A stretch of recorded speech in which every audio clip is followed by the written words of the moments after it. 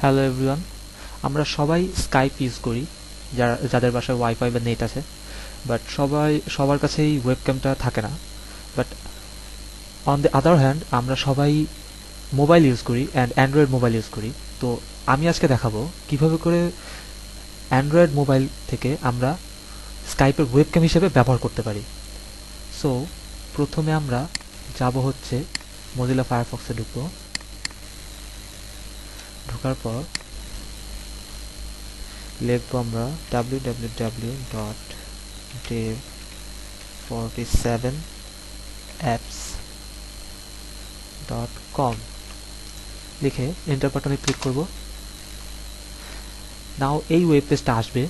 এই ওয়েব পেজে download Windows client এখানে ক্লিক করব।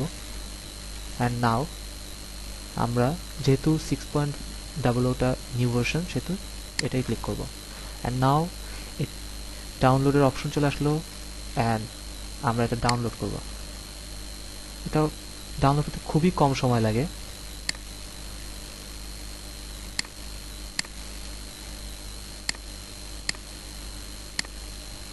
ডাউনলোড আমার মোবাইলে আগে থেকে ডাউনলোড করা আছে, সো আমি আর নতুন করে ডাউনলোড করলাম না। এখন আপনার মোবাইলে যাবেন, মোবাইলে প্লে স্টোরে ঢুকতে হবে। আমি দেখাই দিচ্ছি কিভাবে করে করতে হবে।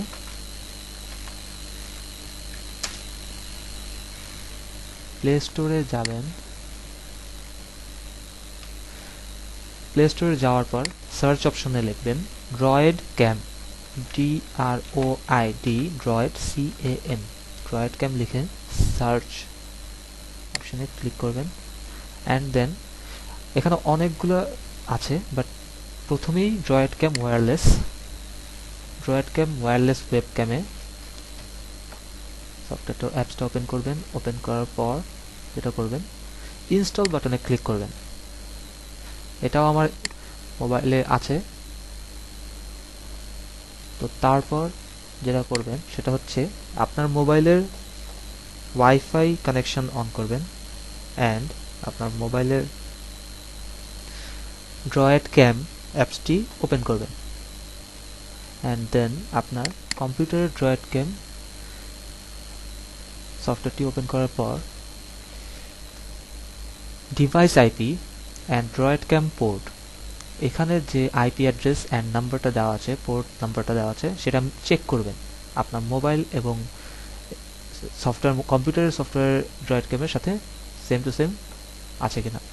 যদি না থাকে তাহলে চেঞ্জ করে নেবেন। চেঞ্জ করে নেওয়ার পরে just nothing else, start button click করবেন।